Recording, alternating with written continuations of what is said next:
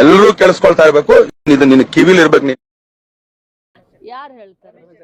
ಅವ್ರ ನಮ್ಗೆ ಸಂಬಂಧನೇ ಇಲ್ಲ, ಅವ್ರ ನಮ್ಮ ಪಕ್ಷಕ್ಕೆ ಸಂಬಂಧನೇ ಇಲ್ಲ. ಅವರು ಎಷ್ಟು ವರ್ಷಗಳಿಂದ ಎದೆಯಲ್ಲಿ ಬೆಂಕಿಯನ್ನು ಇಟ್ಟುಕೊಂಡು ಏನು ಮಾಡದೆ ಆರಿಸಿಕೊಳ್ಳುವ ಅವರ ಮಾತಿಗೆ ಉತ್ತರ ಕೊಡುವಷ್ಟು ನಾವೇನ್ ಚಿಕ್ಕವರು ಅಲ್ಲ.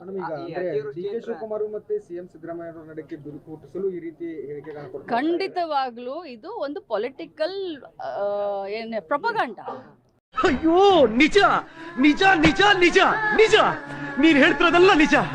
ಪೊಲಿಟಿಕಲ್ ಪ್ರೊಪಗಾಂಡ. ಇಬ್ಬರ ಮಧ್ಯದಲ್ಲಿ ವಿಷ ಬೀಜವನ್ನ ಹಿಂಡಬೇಕು.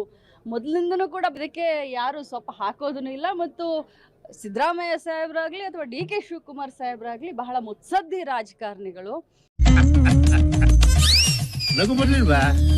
40 ವರ್ಷದಿಂದ ಮಂತ್ರಿಯಾಗಿ ಕೆಲಸ ಮಾಡಿದರೆ ಸಿದ್ದರಾಮಯ್ಯನವರು. 7ನೇ ಬಾರಿ ಡಿ ಕೆ ಶಿವಕುಮಾರ್ ಅವರು ಶಾಸಕರಾಗಿದ್ದಾರೆ. ಯಾರು ಚಿಕ್ಕ ಮಕ್ಕಳಲ್ಲ. ನಾನು ನಮ್ಮ ಭಾಷೆ ಬಂದ್ಬಿಡ್ತಾವೆ ನಾವು ಮಾತಾಡ್ಬೇಕಾದ್ರ. ಕೊಡ್ಬಾರ್ದ ಒಂದ್ ಕೊಟ್ಟಿನಿ ಅಂದ್ರ 32 ಅಲ್ಲು ಉದ್ರಿ ಹಂಗ ಬಾ ಕೈಯಾಗ ಬಂದಿರ್ಬೇಕು. ಹುಷಾರಾಗಿ ಮಾತಾಡ. ಅದಕ್ಕೆ ಅದು ಬೇಡ. ರಾಜ್ಯದಲ್ಲಿ ಶಕುನಿ ರಾಜಕಾರಣಗಳು ನಡೀತಾ ಇದೆ ಸರ್. ಇದೇನು ಮತ್ತೆ ಈಗ ನಿನ್ನೆ ಮಾತನಾಡಿದ್ದು ಏನಿದು? ಅವ್ರಿಗೇನ್ ಸಂಬಂಧ? ನಮ್ಮ ಪಕ್ಷದಲ್ಲಿ ಮುಖ್ಯಮಂತ್ರಿ ಮಾಡೋದು ಹೈಕಮಾಂಡ್, ಅವ್ರಿಗೆ ಸಂಬಂಧ ಇಲ್ಲ. ಏನು ವಿಜೇಂದ್ರ ಮಾಡ್ತಾರ? ನಮ್ಮ ಕಾಂಗ್ರೆಸ್ ಪಕ್ಷದಲ್ಲಿ ಮುಖ್ಯಮಂತ್ರಿಯನ್ನ ವಿಜೇಂದ್ರ ಮಾಡ್ತಾರ?